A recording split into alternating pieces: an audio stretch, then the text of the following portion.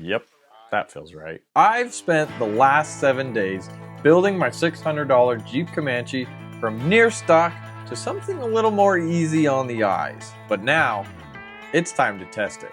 We've packed up our things, let's get on the road.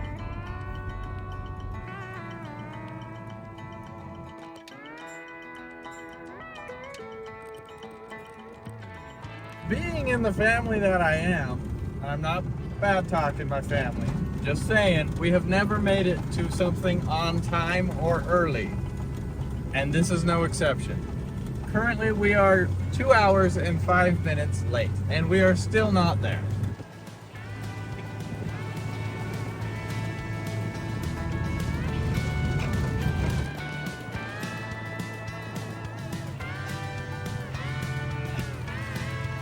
Leave no trace. But let me tell you, I'm gonna use these later, dude. I see them.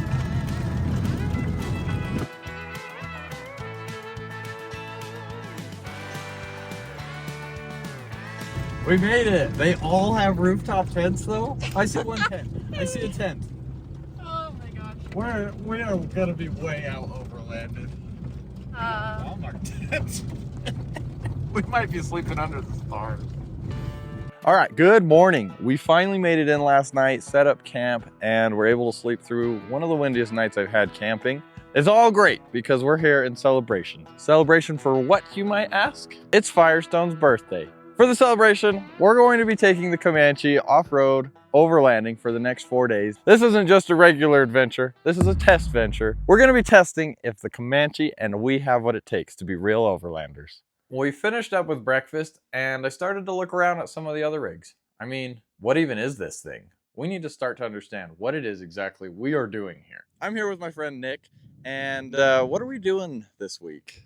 Well, Rudy, that's a really good question. We are out here in Bighorn National Forest. We're going to be spending the next 5 days exploring one of the oldest protected lands in the United States. Hopefully, your Comanche will make it all the way. Hopefully, I agree with that. Does that mean we are overlanding? It's officially overlanding. Do you have one tip to be a real overlander? Well, you got to get Firestone tires. That's the first and foremost. But after that, I'd say having a fridge. Fantastic. We're on the right track then. We've got our Firestone tires, and we've got our Dometic powered cooler, which is basically a refrigerator that's shaped like a cooler. And that somewhat cleared things up. So our goal is to fit in as an overlander. After a strong start, the Comanche must have got intimidated by all these new trucks and decided it didn't want to start anymore. Turns out the distributor had spun out of time. So that was a pretty easy fix, and then we were on our way. We don't have any AC, so that might get interesting later today, because all these trucks in front of us are going to be making dust. And they can just put their air conditioning on recirculation mode, which just takes air from inside the cab and blows cold. Ours is taking air from everywhere and blowing hot. But you know what? We got windows on the side, window in the back, so yep. Air will be circulating somehow, whether it's dust or just air, I don't know.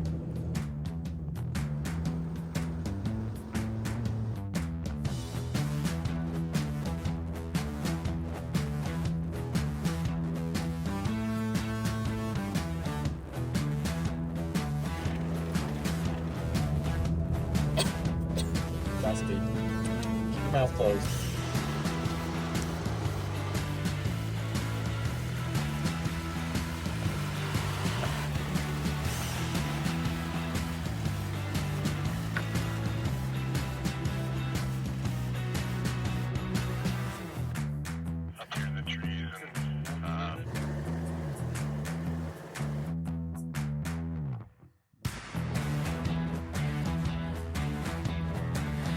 Well, this is our first real big stop. We're gonna go check out some actually really cool history. We're here at, I guess, they're calling a medicine wheel. They speculate it was put here like 10,000 years ago, and nobody knows who or why it was put here. Fortunately, I can't put the drone up. We were just informed that's not allowed here. But that's okay, because we can walk up close to it and see it from the ground at least, and really just get a feel for the history, you know? Okay, the Medicine Wheel is a National Historic Landmark and is located at just under 10,000 feet of the Bighorn Mountains here in Wyoming. And interestingly, In the early 1970s, astronomer John Eddy noted several important star alignments involving the layout of this medicine wheel. And although no specific Native American tribe has claimed this medicine wheel, the medicine wheel will stand as an important piece of many different tribes' cultures and way of life. And this one is still used in many rituals today.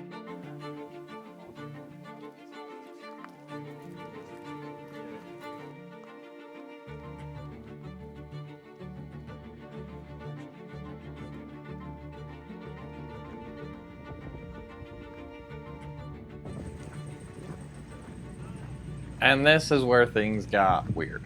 Coincidentally, right after visiting the medicine wheel, one of the trucks in our group wouldn't start, and being the good overlander that I am, I stuck around to help while the rest of the group headed to camp.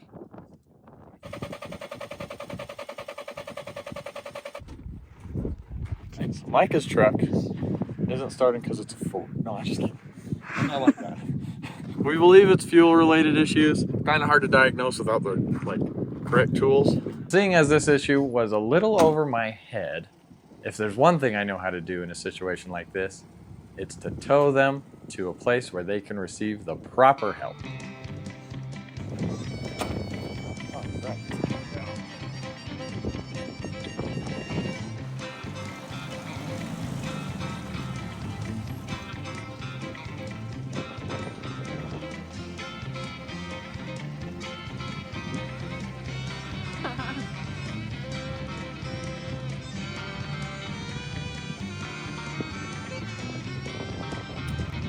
We'll get him out.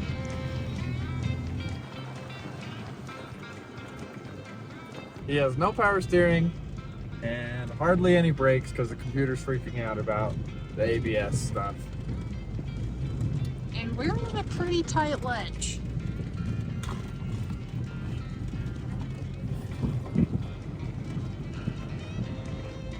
Jeep-powered Ford Ranger. Almost out of gas.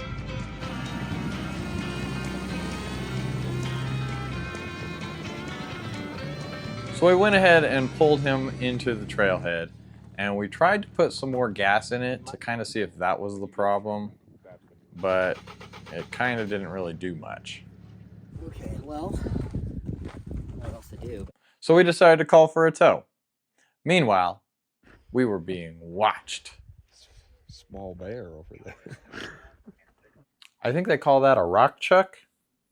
Either way, pretty funky looking guy.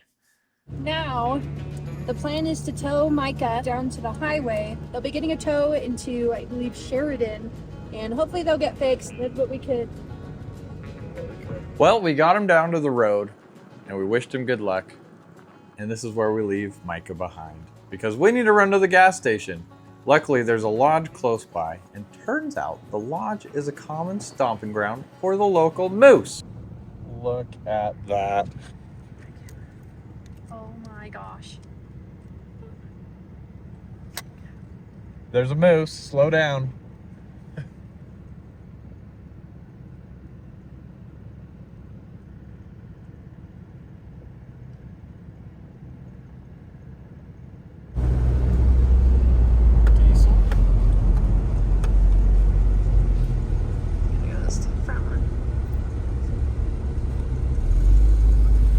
$6.80 a gallon. This is where we met Molly. And Janelle was filming this, but if you could have seen the excitement on her face, it would have looked something like this. Or maybe this. There were a lot of emotions going on at once. Throughout this week, we've been using Onyx Off-Road to help us navigate through the Bighorn Mountains and knowing where to camp. Specifically, one of their features, the dispersed camping. Now, to use this feature, it's quite simple. All you really need to do is go to map layers and then scroll on over to dispersed camping. Turn it on, and it'll show you a highlighted area where dispersed camping is allowed, and might even give you some details to how far off of the road you are allowed to camp. So using this feature helps us be responsible as off-road overlanders and helping make sure that we preserve this beauty for future generations. So we all want that. I know we do. You've probably heard this before, but in case you haven't, I actually have a discount for you to get Onyx for yourself. If you use the code RUDY20, it'll save you 20% off of your Onyx off-road membership. And 20%'s a lot. Back on the trail, and we finally caught up to the others while they were making up camps. Pretty good looking spot. So dramatic. Look at that shot. Beautiful. Here to help.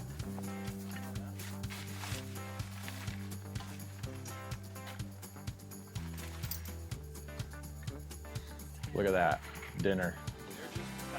This is how you know you're overlanding. You don't get meals like this at home even. I don't even know what they just put on that, but it was delicious.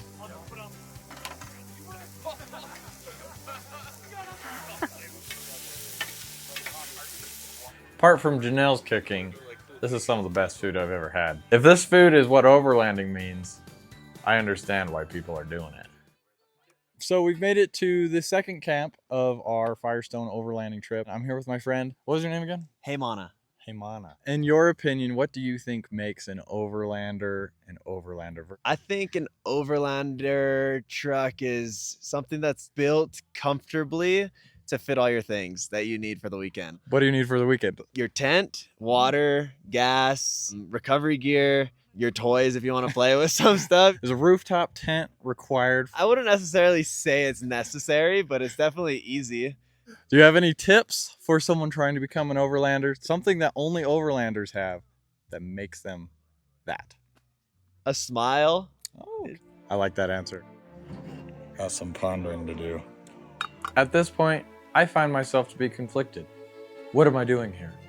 What does it really mean to be an overlander? Am I an overlander? Do I want to be an overlander? I'm also pondering if I need to utilize some of those dude wipes we found earlier.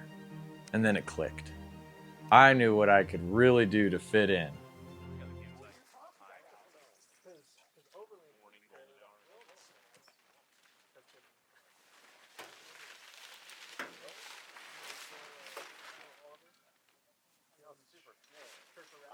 Yep, that feels right.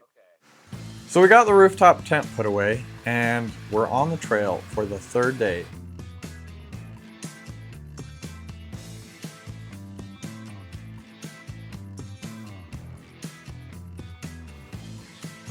And as far as the Comanche is doing, I couldn't be happier. She rides like a dream and looks even better.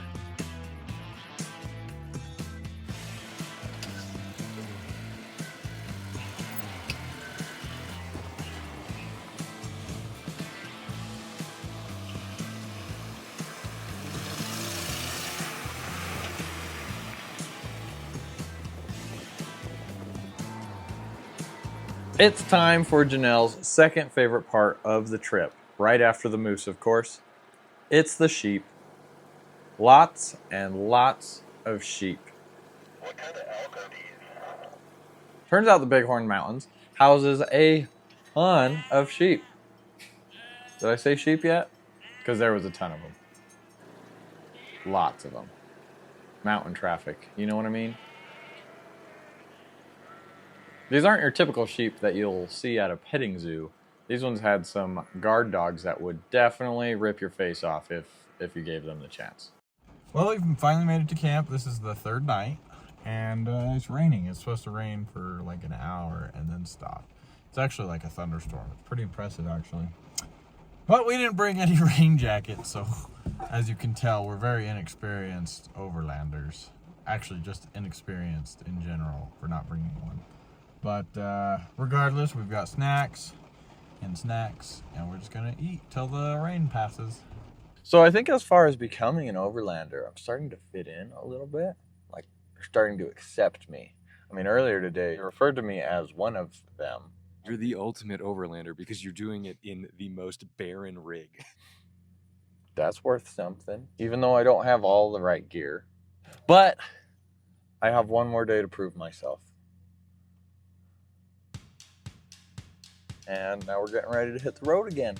So we're airing up because we've got like 20 or 30 miles of highway driving till we hit the trail again. With it being a tire related event, they want us to use the tires properly because normally I don't.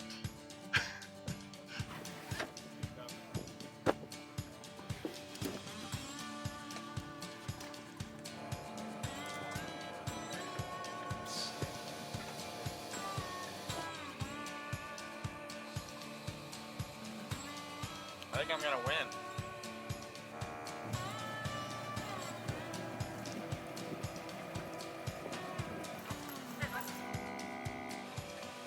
Well, thanks to the old power tank, we're aired up faster than everybody else. So we'll just put it back in there, be ready to use next time. I think that's plus 5 points on the overland point system, plus another 5 overland points for having onboard fuel.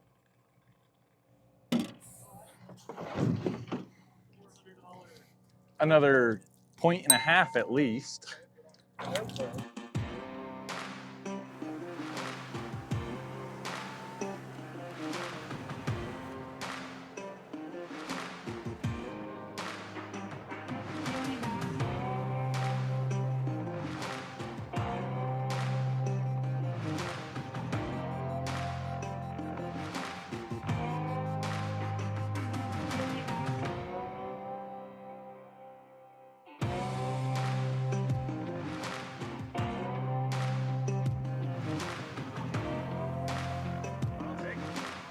We made it to camp for the final night. Amazingly, there's a lake, which is pretty fun.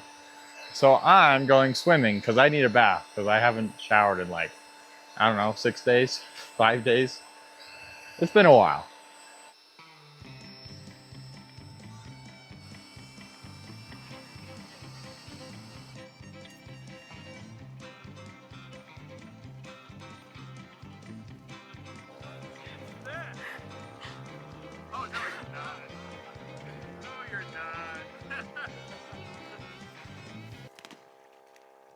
And the jeans, dude? Come on.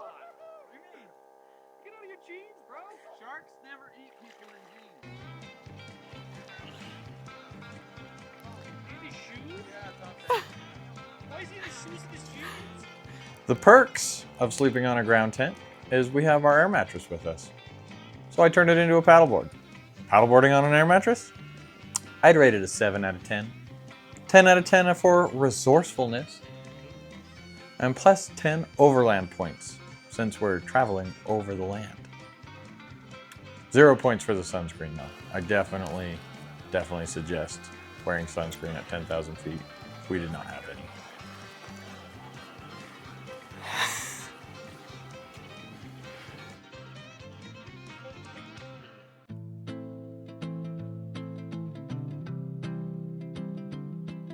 It is our last night on this trip, so we had to break out something special for dessert. These homemade marshmallows will definitely do the trick. And something about the Bighorn Mountains, you can be sure that there's a rainstorm going on somewhere. And tonight, it was right over our heads. And by rain, I mean lots of thunder, lightning, boom, crash.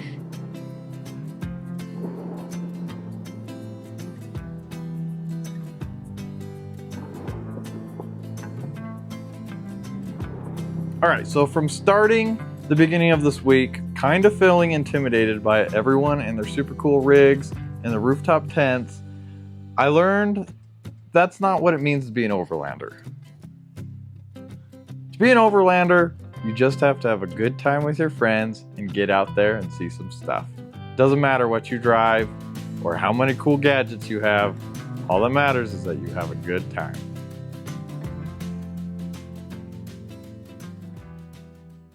Are overlanders better than other people? Yes.